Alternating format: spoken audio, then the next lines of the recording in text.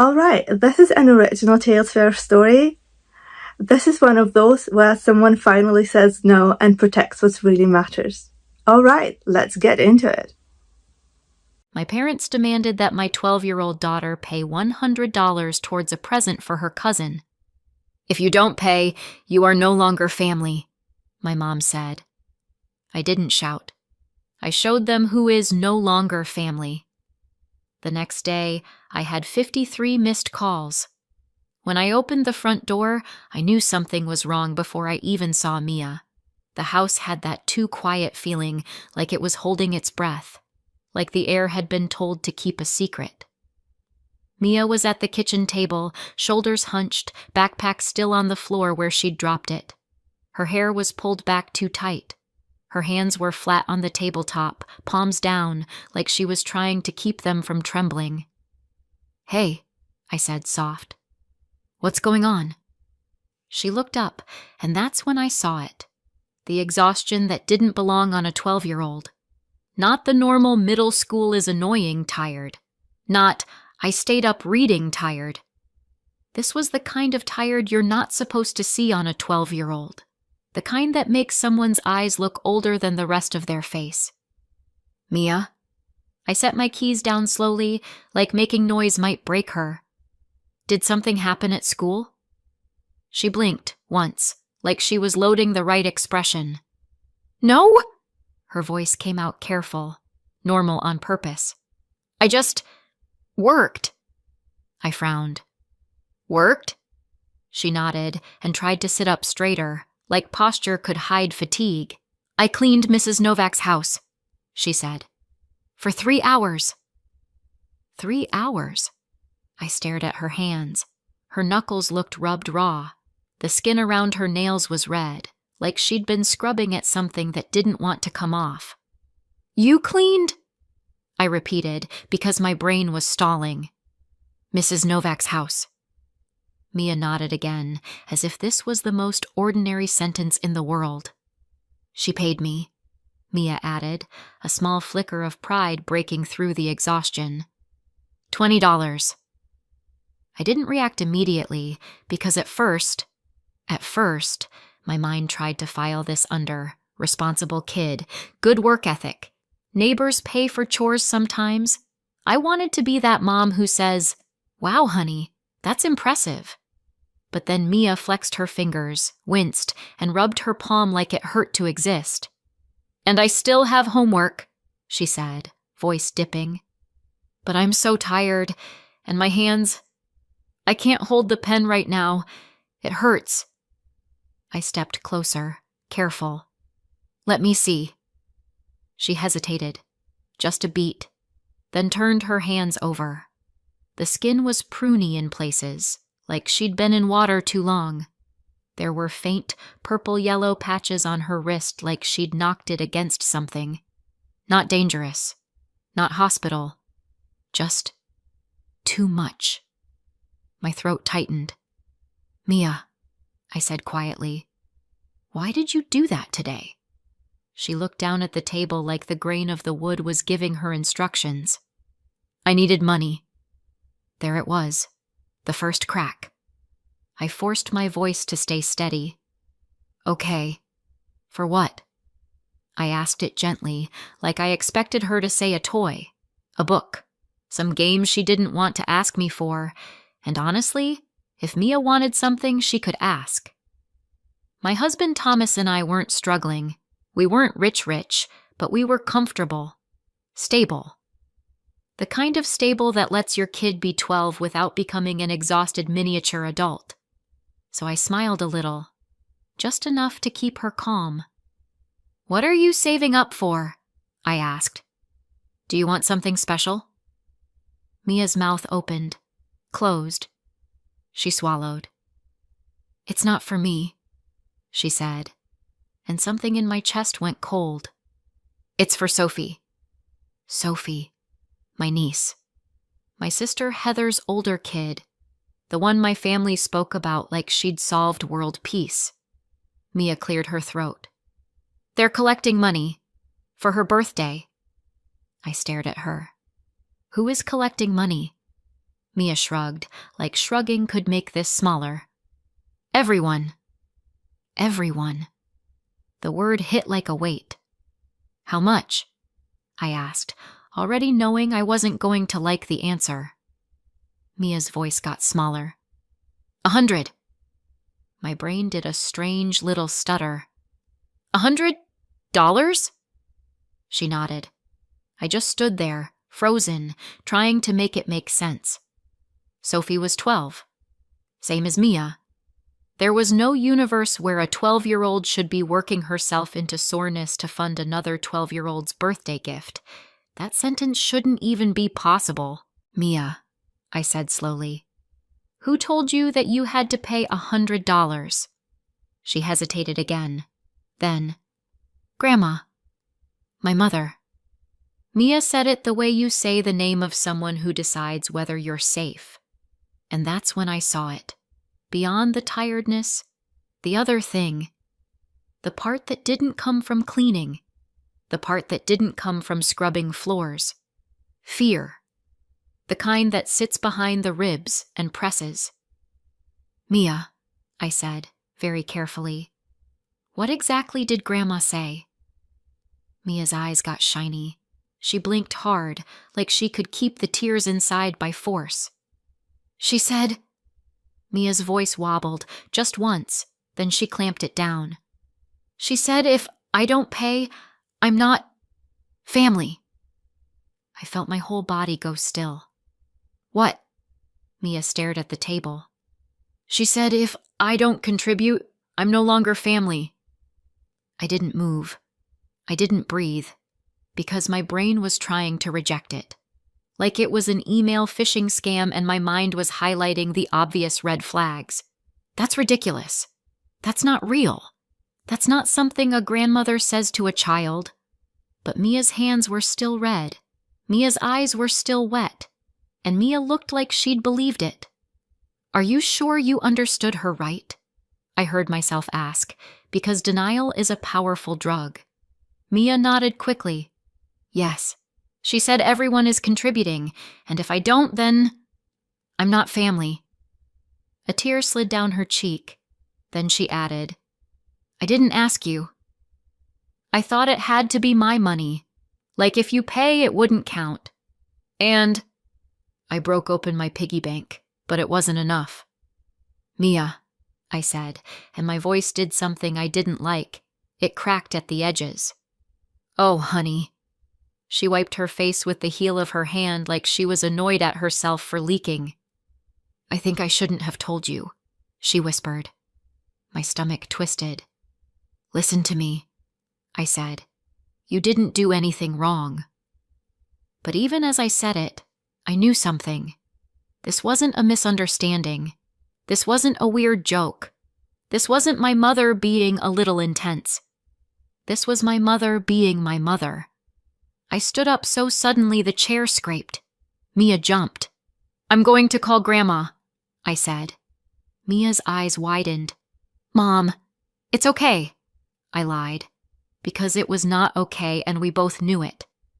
I walked into the living room with my phone, like physical distance could keep Mia safe from whatever was about to happen.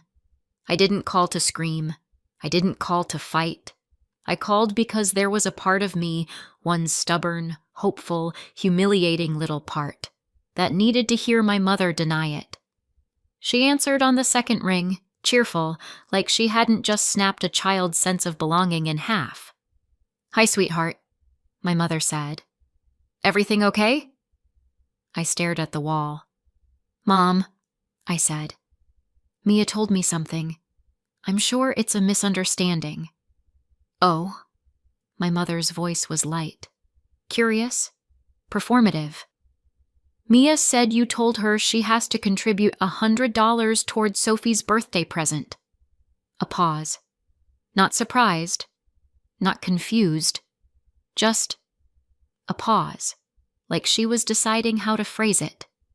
Yes, my mother said. That's right. My hand tightened around the phone. She's 12, I said, because sometimes stating reality feels like a prayer. So? My mother replied. 12-year-olds can work. They can learn. My pulse thudded in my ears. And, I said slowly, did you tell her that if she doesn't pay, she's no longer family? My mother didn't miss a beat. Yes, she said, calm as tap water. Because she needs to learn what it means to support family, financial obligation, values. Values, like Mia's sore hands were a lesson plan. I stood there, staring at nothing, feeling something inside me go quiet. Not angry, not explosive. Quiet, like a door closing. Okay, I heard myself say. What?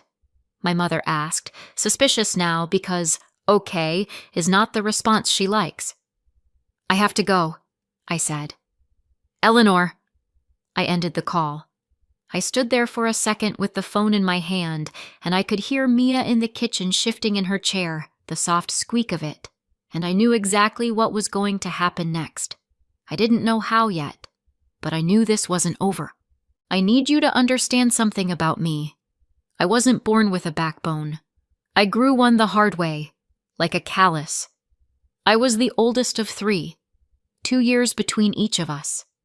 Heather came after me, then Leo, the baby, the miracle boy, the one who could burp and still get applause. When I was little, my parents loved to say we were struggling. They said it like it was a weather pattern, like poverty was a season that just happened to us. And when families struggle, someone always gets assigned to understand it. That someone was me. Heather got to be cute. Leo got to be little. I got to be reasonable. On Christmas mornings, Heather would unwrap something that made her squeal. Leo would get something soft and bright and age-appropriate, and my mom would clap her hands and say, "Look at his face!" And I would get something, not nothing. That would have been too obvious. Something small, something safe, something that came with a smile and a line that sounded like praise. "You're older," my mother would say. "You understand." They said it like understanding was a gift, like it should make me proud. And for a long time it did, because if you're the kid who gets less, you learn to make a story that doesn't hurt. You tell yourself, they're younger, they need more. You tell yourself, we don't have money.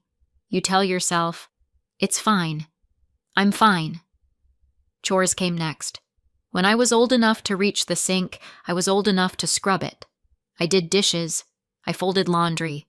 I cleaned. I helped. Heather was too busy with school. Leo was too little. Except then Heather stopped being too little, and somehow she stayed too busy. By the time Heather was the age I'd been when I started doing half the house, she still had the kind of chores that were optional, the kind you could forget without consequences. I had the kind that became my personality. "You're the responsible one," an adult would say, like responsibility was a crown and not a chain. And I believed them, because again, rigged game. But I didn't know it was rigged yet. I was 12 when I started working, dog walking, small cleaning jobs, odd little things neighbors paid kids for because it made them feel like they were helping. My parents loved it. Not in a "we're proud of you" way, in a "this is useful" way. They called me independent, mature, a helper. And what happened to the money? It didn't become mine. It went where family money goes when you're the oldest, into the household. Groceries, bills. We need it this week. Just until payday. You understand, right? I understood. I always understood. When Heather and Leo got old enough to work, they didn't. Not once. Not even for fun money. And do you know what I told myself? Not favoritism.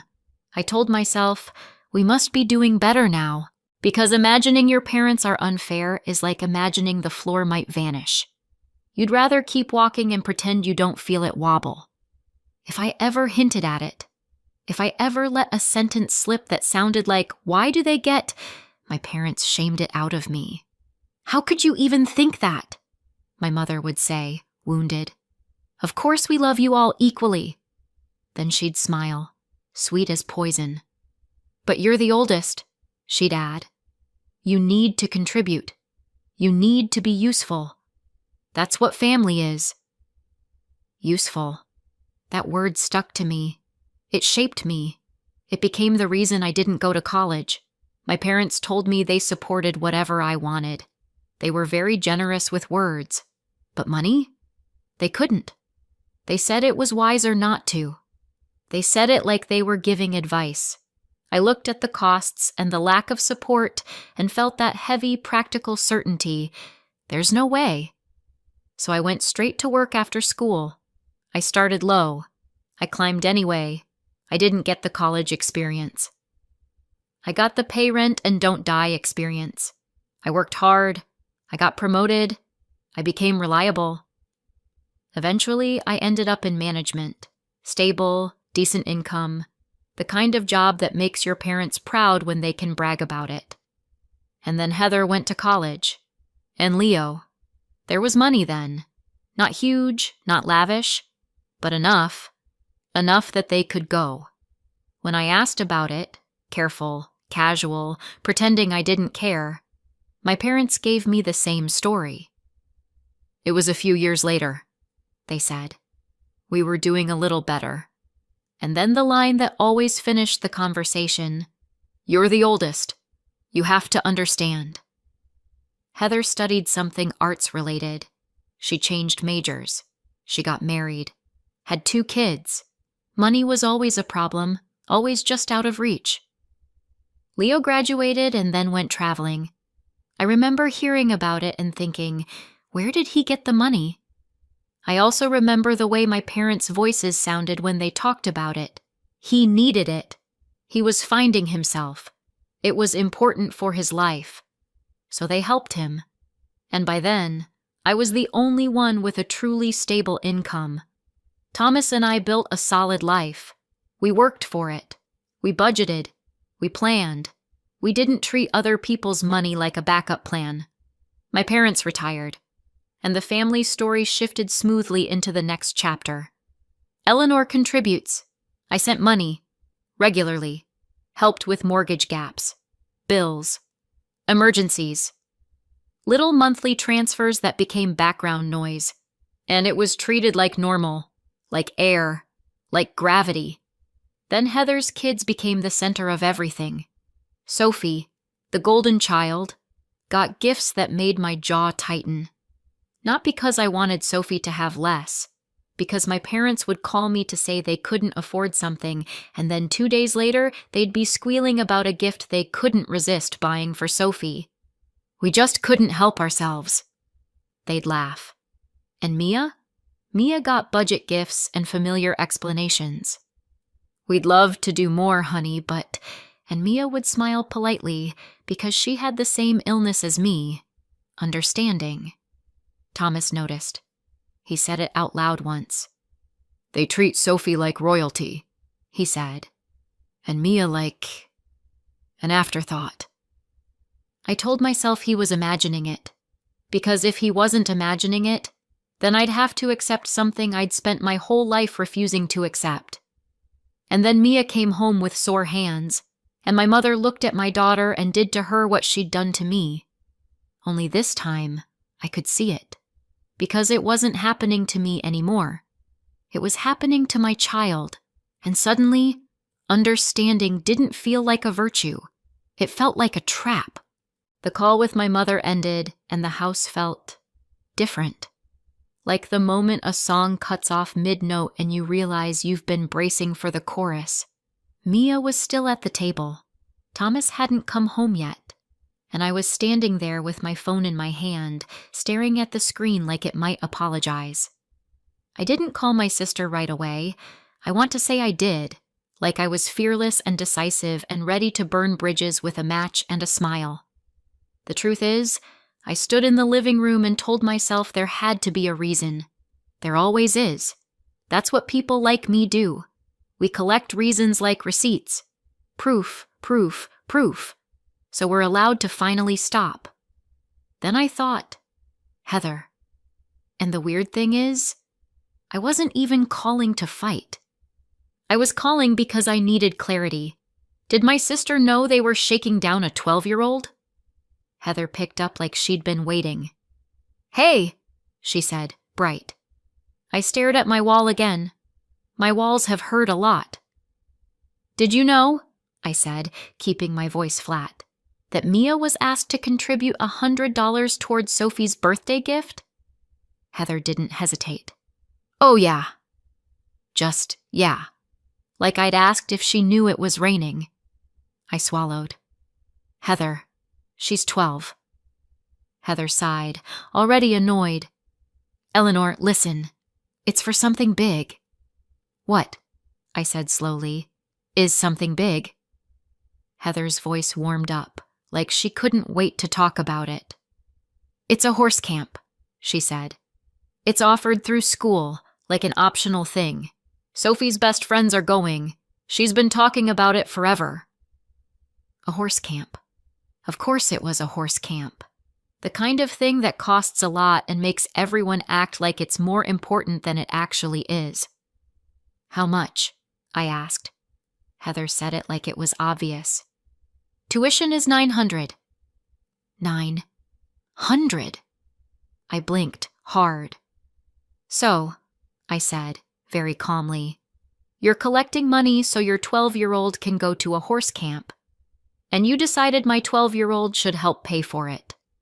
Heather made a sound like I was being difficult, like I was refusing to join a group project. "Come on," she said. "It's only $100. "Only $100. I let the silence sit. Just a beat. Heather filled it with a little laugh that tried to sound light. "And I mean," she added, "I knew she's doing jobs now, so she has an income."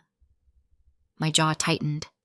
I could hear Mia in the kitchen moving her pencil around, trying to pretend she wasn't listening.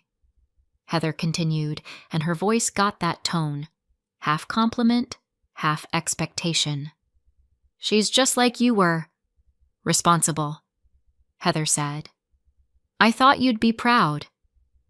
I felt something in my chest settle into place. Not rage. Not shock. Recognition. "No," I said. Heather paused. "No what?" "No," I repeated, clearer. "My daughter isn't paying for Sophie's trip." "It's not a trip," Heather snapped. "It's a camp."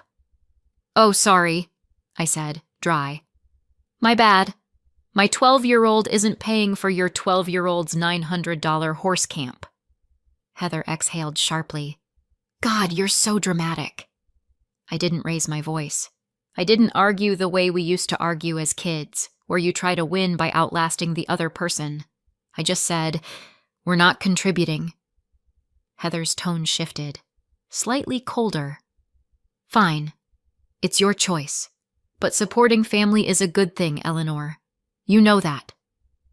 And there it was again. Family. Obligation. Contribution. The same song. Different verse. "I have to go," I said. Heather scoffed. "Whatever." I ended the call. I stood there for a second, phone still in my hand, and I felt empty.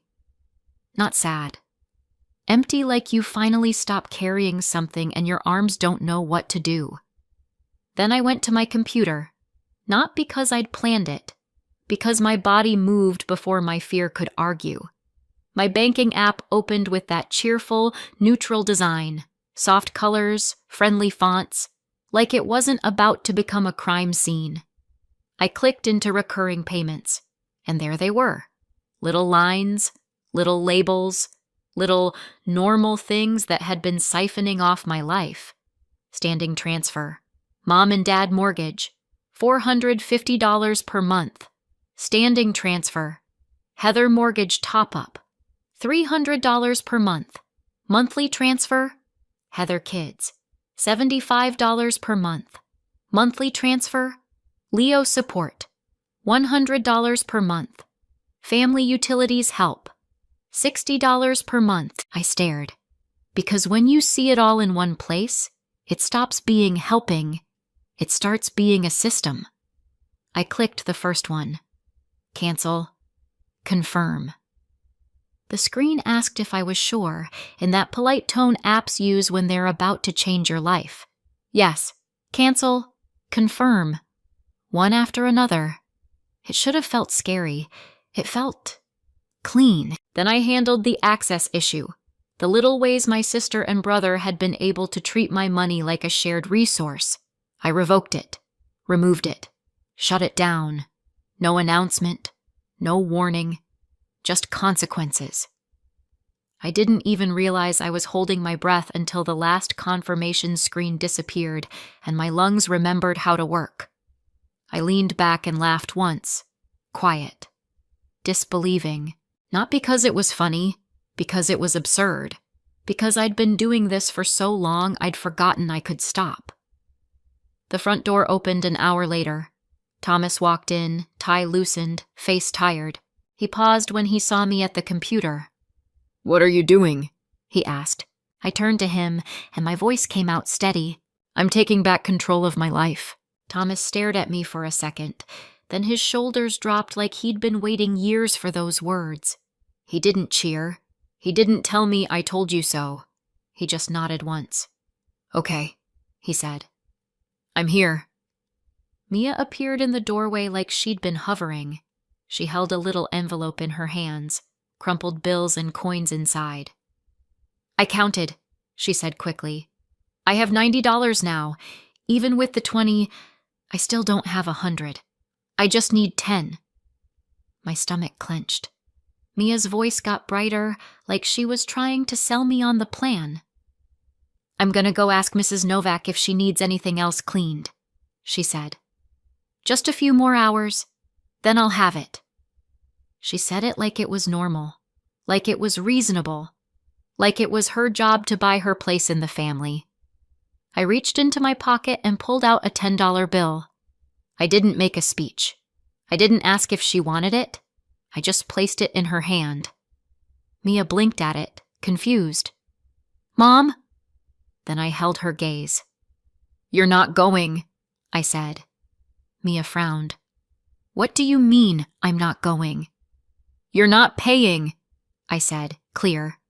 "You're not going, and we're not paying them a penny." Mia's face shifted, confusion to panic in real time. "But Grandma said—" Her voice shook.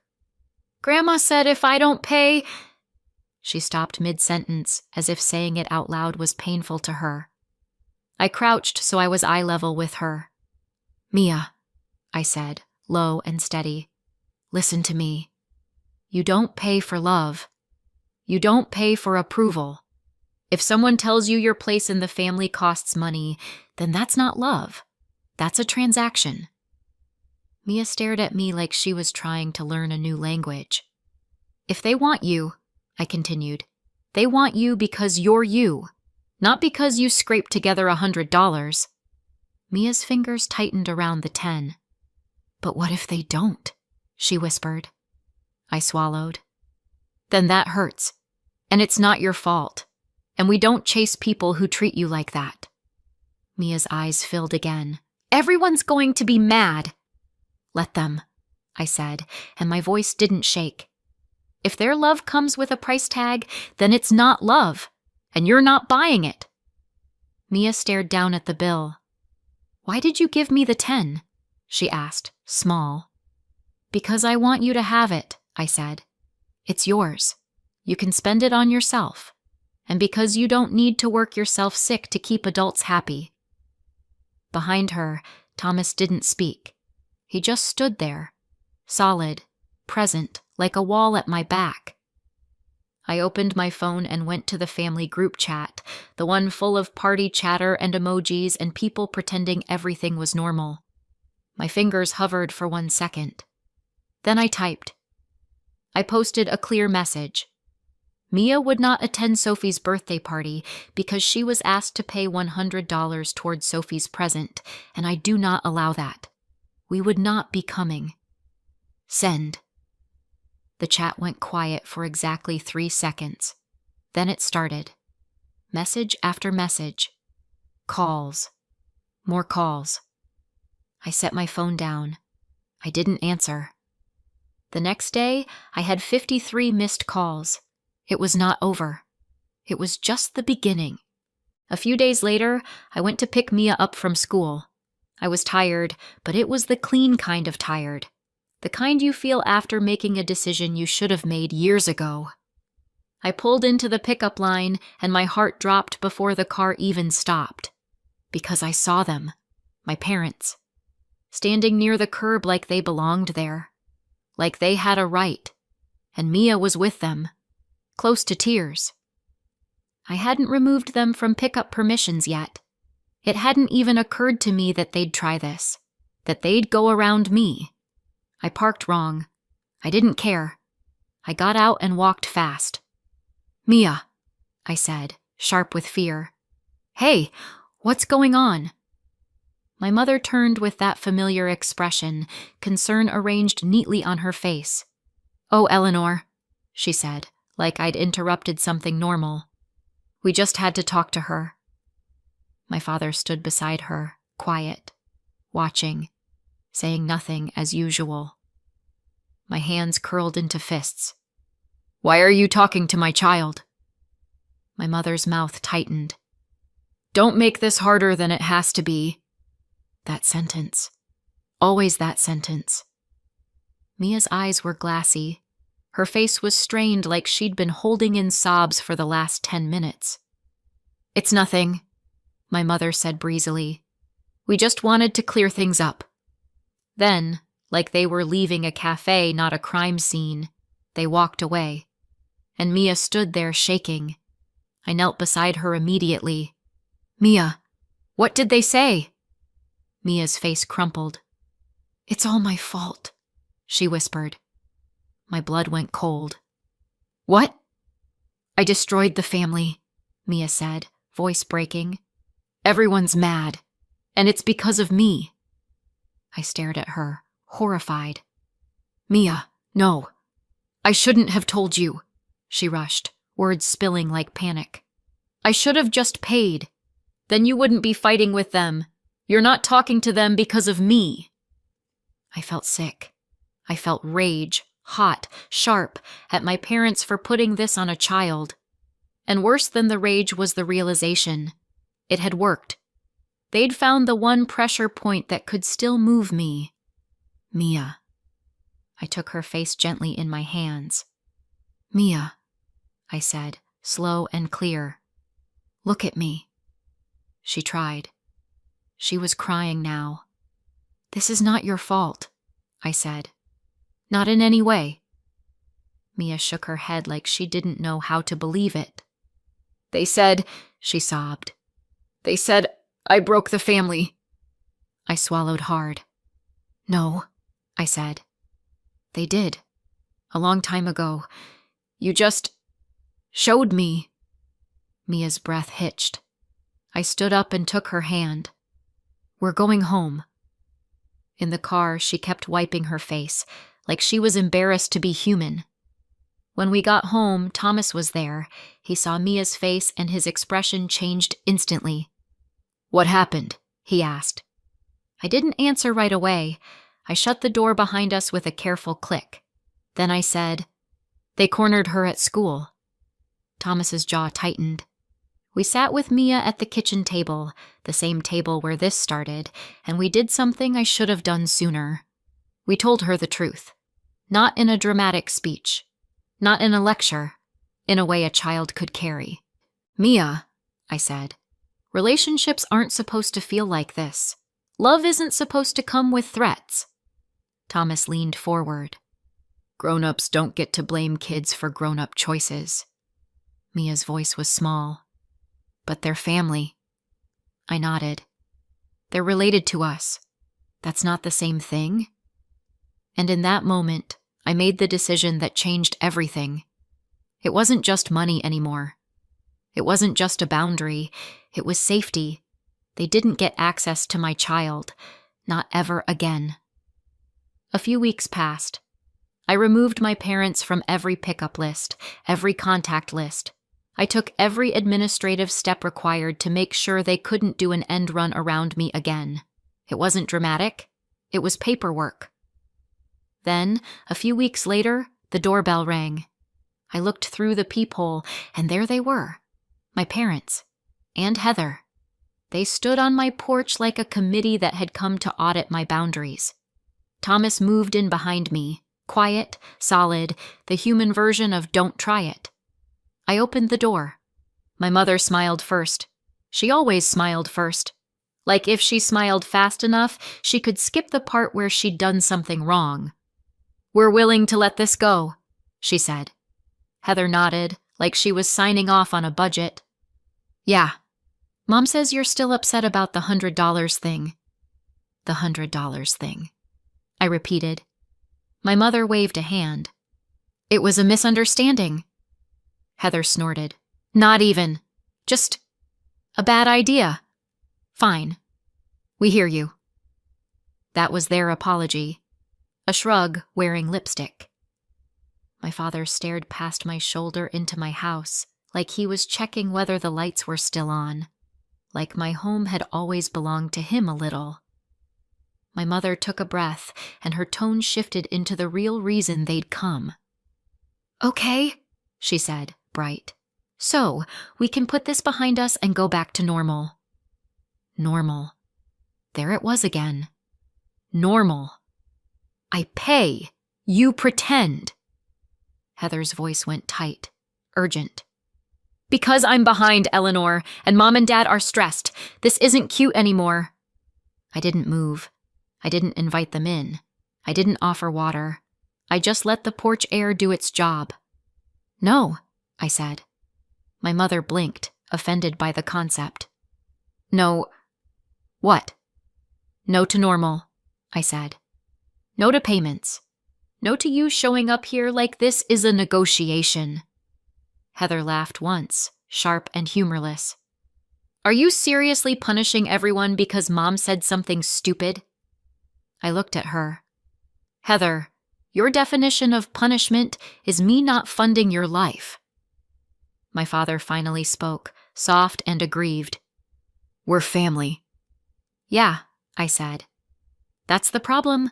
You keep saying family and hearing ATM." My mother's smile cracked. "Eleanor, don't be nasty." I tilted my head. "I'm not being nasty. I'm being accurate." Heather lifted her chin.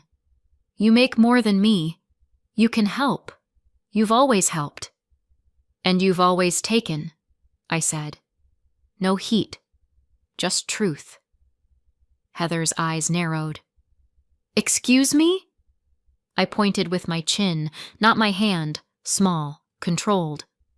"When I was 12, I worked. I handed my money over. You didn't. Leo didn't.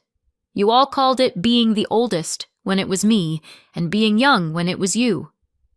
My mother's mouth tightened. "We did our best." "You did what was convenient," I said. "Then you got older, and you called it values." My father's jaw flexed like he wanted to argue, but he didn't have a clean place to stand. Heather tried anyway. "This is selfish. Sophie needs that camp," I cut in gently, which somehow made it sharper. "No, Sophie wants that camp. Mia needs her family not to treat her like a bill collector." Heather's face went red. "Oh my God, you're acting like we asked her to sell an organ." "You asked her to sell her peace," I said. "For a horse camp." Silence landed. Not dramatic, not cinematic. Just the moment where the math finally showed on their faces. My mother tried to regroup. Fine. Mia shouldn't pay. You're right. Happy?" I waited, because that wasn't the point, and they knew it. My father cleared his throat. "So, what do you want?" There it was, finally honest. "What do you want so we can get the money back?" "I want you off my daughter," I said. "Forever." My mother stiffened. "We are her grandparents." "And you used that to make her cry at school," I said. "So no, You don't get that title anymore. Not in practice. Heather took a step forward, voice sharpening. You can't keep her from us. Thomas moved, just a half step closer behind me. Not threatening, just present. A reminder that I wasn't alone. I looked at Heather. Watch me. Heather opened her mouth, then closed it. My mother tried for wounded.